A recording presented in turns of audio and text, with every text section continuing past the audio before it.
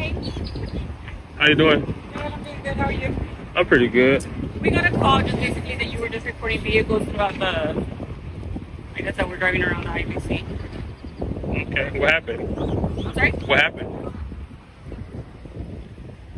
What happened? Yeah, what happened? It was just that we had received a call that you were reporting vehicles while they were passing by the IBC. Okay. Are you from the area? Yeah. Yeah. Mm-hmm. Do you have an idea on you just that this special that I'm in contact with you? This a consensual encounter? No, we actually got a call. How come it's not consensual? Well, because we had parties that were asking for me to check out with you. Is there a crime being broken? No, there isn't. So it's consensual then, right? Well, it's not consensual because if it was consensual, then that would be just me making contact with you without me being just dispatched to you. Well, since there's not a crime, then you have no investigation, right? Well, no, it is that's the reason why I'm here. I didn't know that you were standing behind the IBC bank. Is suspicion a crime? No, it's not. So you have no reason to be here, right? No, I do. I'm advising you that I got a call. Oh, okay. So I think what you would do is make contact with them then. No, because I don't know. Oh. So you just got an anonymous call. Just dispatch. Okay. Well, I don't really give ID. Well, you're required to right now because obviously I got a call. It's not a consensual encounter. I'm only required to give ID. I believe it's 3802 Penal Code. I'm only required to give ID if I'm lawfully arrested. I'm not lawfully arrested. Well, no. Obviously, if you're arrested, then yes, Right. obviously you're required to give your information. Mm-hmm. But what I'm trying to make you understand is this isn't a casual encounter. I just didn't drive by here and just say, hey, okay, let me check out this guy. That's not what. All right, listen up. Today we're breaking down a confrontation that reveals just how quickly confusion can replace constitutional policing. From the very first moments, two officers contradict each other while both insisting that a citizen must hand over his ID, even though no crime has been identified and no clear legal basis has been established. It all begins with an anonymous, vague complaint, yet that alone is treated as enough to place an innocent person under suspicion. Rather than relying on evidence or articulating reasonable grounds, the officers struggle to explain whether the interaction is voluntary or lawful detention, exposing conflicting interpretations of their own authority. Pay close attention, because what unfolds isn't just a disagreement. It's a revealing encounter that raises important questions about accountability, constitutional rights, and the proper limits of police power. Okay, so I didn't know that you were out here. You're right. Okay. So in terms of your investigation was a suspicious person. Yeah, that's how the call came. And obviously, you're not doing anything wrong. I mean, I can see that you're just standing here with your phone. Mm-hmm. I mean, I'm not. You know what I mean? So and why you're not would- in any trouble. I mean, I wouldn't know that. If I surrender my Fourth Amendment, I could be wanted. Then I'd be surrender of Fourth Amendment, then I could be in trouble.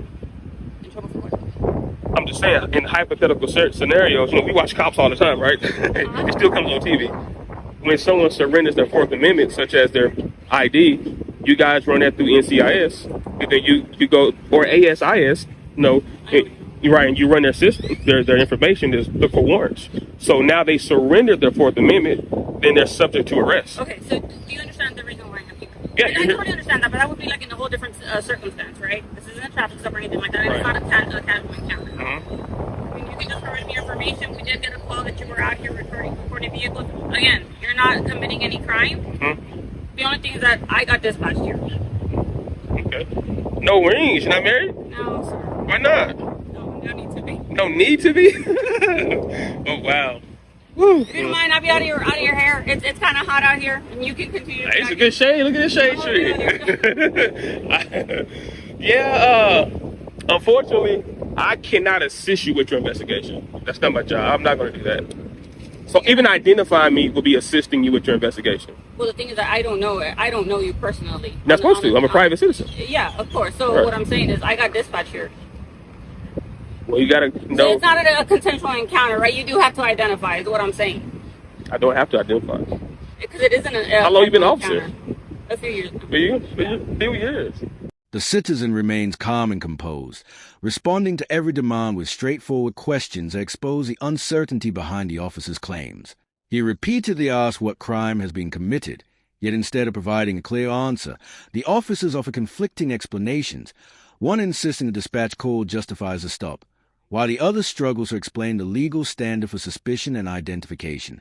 As the discussion unfolds, the interaction shifts from a simple conversation to repeated demand for ID, references to criminal databases, penal codes, and even the possibility of arrest, despite the absence of any clearly articulated offense. What begins as a routine encounter quickly highlights a deeper concern. When those entrusted with enforcing the law cannot consistently explain the legal basis of their actions, the risk of misunderstanding, overreach, and potential violations of constitutional rights grows significantly. I got a question. This is hypothetical speaking. This is not, I'm not insinuating nothing. It's a hypothetical conversation.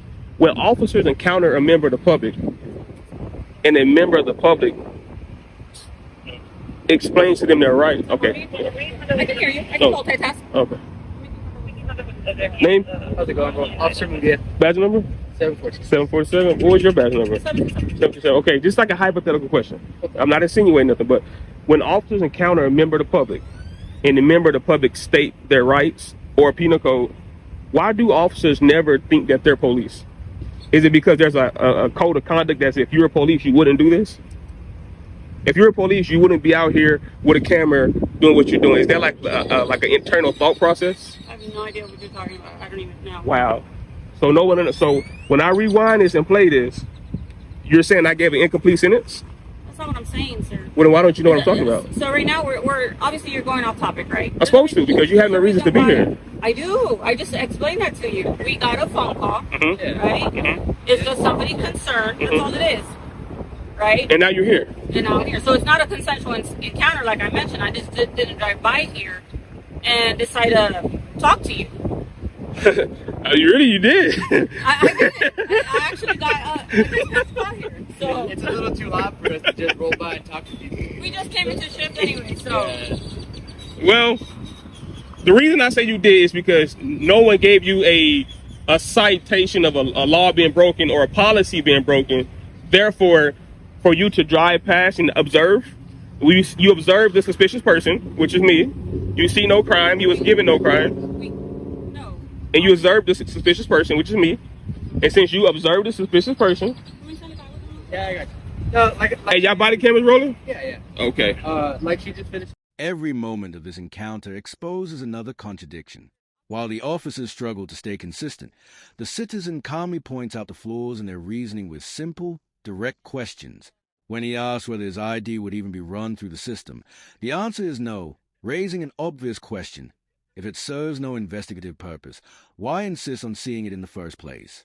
The discussion moves far beyond semantics and into the core principles of constitutional rights and government accountability. As the officers reference service calls and reasonable suspicion, they repeatedly fail to clearly explain the legal standards they claim to be enforcing. Throughout it all, the citizen remains composed, respectfully asserting his rights while exposing the widening gap between lawful police authority and its inconsistent application. What should have been a professional, transparent interaction instead becomes a revealing example of how confusion, poor legal understanding, and unchecked discretion can undermine public trust. Intro 3. As the encounter continues, the tension steadily rises, but the citizen never abandons his calm, methodical approach. We just got a call, right? So whenever we get a call, you're matching description, we just, come say what's up, right? Make sure you're good, you know what I mean? But listen, I want to have a lower level conversation real quick. This is my hypothetical question. Why is it that when officers are called to the scene, even if it's not a crime, like what I'm doing right now, why is it that when you engage with a member of the public, when the member of the public state their rights, and if I state penal code, if I state case law, why is it that police officers never think, is he a police officer? It's almost like you guys just be like, he's not a lawyer, he's not a police officer, whatever he's saying. Why is it that type of posture? Yeah, no, I mean, we listen to people, right? It's a part of our job every single day. When people are right, I tell them, okay, you're right. You know what I mean? Okay, now watch this. Is this a consensual encounter? No, it's not. Okay. Just because it's a call for service. Right, because it's a call for service. Yeah. But when it's a call for service, you guys are here to enforce the law. Not necessarily. Then what else do you enforce? So reasonable suspicion, right? What's reasonable? Reasonable? That's articulable reason This is what a suspicion. reasonable person would believe. You know what I mean? If that a penal code reason? It's in the penal code. It says articulable suspicion that a crime is being committed or about to be committed. I don't know the definition textbook off my head, right? But reasonable suspicion, probable cause, they're all different levels. Right. But like I said, call for service, usually just reasonable suspicion. You know what I mean? It's not probable cause, right? Like, it's Right. not probable cause. So that's what probable cause me to ID. But that's not what she's saying. We're still here because she's saying I have to ID. Oh, that's her call, right? No. Officer in charge here. She's officer in charge, Yeah. but you still have a duty to correct any erroneous mistakes. As the encounter continues, the tension steadily rises, but the citizen never abandons his calm, methodical approach. Using simple hypotheticals, he challenges the officers to reconcile their own conflicting statements, asking why accurate references to the law are dismissed as rambling instead of being addressed on their merits. Rather than verifying the legal standards or checking the applicable law, one officer simply claims to see the situation differently while the other repeats broad, unsupported justifications. No clarification is sought, no fact are confirmed, and the uncertainty only deepens. Throughout the exchange, the citizen remains respectful, informed, and focused on understanding the legal basis of the officer's actions, while the explanations offered in return become increasingly inconsistent. The encounter serves as a powerful reminder that authority alone does not guarantee a correct understanding or application of the law, and that professionalism depends on accuracy, accountability, and a clear respect for constitutional principles. So I don't see any mistakes going on here. Right? You just said I don't have to ID. I just told you she said I have to. Now you say you don't see a mistake? Well, that's her call. Maybe she sees something that I don't. I don't know what to call you. Yeah. How you doing? You're gonna be good if we leave. Yeah. Look, like I mentioned before, you're not committing a crime, right? And you're obviously aware of that, right? Right. You obviously got concerned citizens. You're recording, right? But no, So- you're nice. But my thing is this. When a member of the public engages with law enforcement, we should be able to give our understanding also in such a way to you guys shouldn't be in a hurry to leave. Because if there was a real investigation, if I was breaking the law, you guys would take your time to detail a police report, what they call them, witnesses. You guys would take your time to get a full report. Sometimes our hands are limited, right? Like I mentioned earlier, it was just a concerned citizen, so we don't have any information to go based on. Right. I know that, but I'm saying, like, since you don't have that, We don't, and so the call came out. Guy matching your description. You're obviously holding a camera, you're Right. recording, so that's all we have. That's all we have to work on right now. So that's why I'm making contact with you right now. But for future reference, I just want you to know that is not enough to ID someone. Okay. And I think you know that. I think you probably got to update it. I think it makes it easier, right? And like I mentioned, you're not in any trouble, like you had mentioned. I'm trying to make contact with you. Right. At the end of the day, I'm doing my job. No, you are. But see, Right. part of your job is to enforce accurate law. If you're misinterpreting the law, now you're violating someone's rights unknowingly. You can do it knowingly or unknowingly. Like this gentleman, when you went to the car, he said I did not have to ID. Now, that's counterproductive to what you said. So then when I told the gentleman, well, tell her that, then he said, well, it's not my style. As the discussion unfolds, the legal confusion becomes even more apparent. The conversation shifts between reasonable suspicion, probable cause, identification requirements, penal code references, and the standards for lawful detention, yet the officers continue offering conflicting explanations.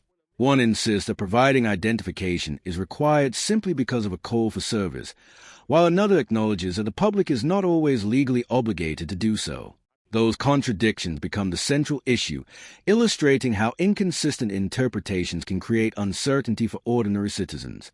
The citizen calmly explains that when legal standards are applied inconsistently, people who do not understand their rights may feel pressured into complying with demands that may not have a clear legal basis. More than anything, this encounter highlights the importance of accurate legal knowledge, consistent enforcement, and accountability. A justice system functions best when both citizens and law enforcement understand the law, communicate it clearly, and apply it fairly and consistently. Now we have a difference of understanding here. We got two law officers saying two different things. That is a problem. You should be on the same page. And then he said he doesn't know the exact penal code verbiage, articulable suspicion. That's another bad thing because you have to know that to make a proper investigation or a proper arrest. I just went into my business. Are you prior law enforcement? Or are you just something that you just study because you like it? I'm definitely I've been in government. Okay. Yeah, I've been in government, you know. And so So look, like I mentioned, you're not in any trouble, and you haven't committed a crime, right? Like I had mentioned before. You're gonna be good. We but won't have to that's be caught not out. good enough Well, the thing is that because you gave misinformation. How did that? You said I did not have the ID. Did you say that? And then when I said, well, tell her that, there's no proper cause. So then why did you say I have the ID? Well, because it wasn't a casual encounter. It just make it easy is not that's not a legitimate circumstance. I want to know the right answer. So I'm trying to get you guys to get on the same page. That's what I'm trying to do. I want to know, why did you say I don't have the ID, and why are you saying I do have the ID? I did get dispatched. He didn't get dispatched. Doesn't matter. He's law enforcement. Well, yeah, but what I'm saying is he probably just did a roll by. I'm pretty sure he didn't get Yeah. dispatched to here. I have a call. Like I have an actual This is call her that I. responsibility. I mean, there's always an officer in charge for any situation, but that doesn't mean you didn't know what's going on, right? Okay, so like I mentioned, I did get a call. Mhm. I have a call was created for me to be contacted. Mhm. This isn't like I mentioned. I just didn't casually drive up here and I was on the other side of town when this call came in. Right. Right. So all I'm saying is, Okay, let me ask you this: if I would have gave you my ID, would you have ran my name? read it. Would you have ran it in the system? No, I would have logged it in. As the encounter continues, the officers face increasingly direct questions about the legal basis of their actions, yet their explanations remain inconsistent. They acknowledge that they are not conducting a warrant check, discuss different ways the encounter could be documented, and one officer even admits uncertainty about specific legal provisions. The citizen then raises a broader question. How is an ordinary person expected to know when an officer is exercising lawful authority versus personal discretion if the standards are not explained consistently? Rather than providing a clear answer, the responses become hesitant and fragmented, reinforcing the uncertainty surrounding the interaction. What makes this exchange so significant is not simply the disagreement itself, but what it reveals about the importance of legal knowledge, clear communication, and accountability in policing. When officers misunderstand, misapply, or inconsistently explain the limits of their authority, even routine encounters can create confusion, erode public confidence, and raise serious concerns about protection of constitutional rights. So you wouldn't have ran for warrants? No, there's a difference. I can log it in that I'm in contact with Mhm. you, and obviously you haven't committed a crime. And running it through the NCIC, TCIC, Right. which you had mentioned, is totally different. I wouldn't have done that. Now let me ask you this: how would a member of the public know when you're going to make that discretionary You decision? could have asked me just like you did right now. But Or you could have probably heard. I've and done it wrote before. down. I've done it before, and I know. And that's the bad thing about law enforcement encounter. You know, when a member of the public says something that happened in the past, law enforcement says, "Well, that's a different situation." But Which it was.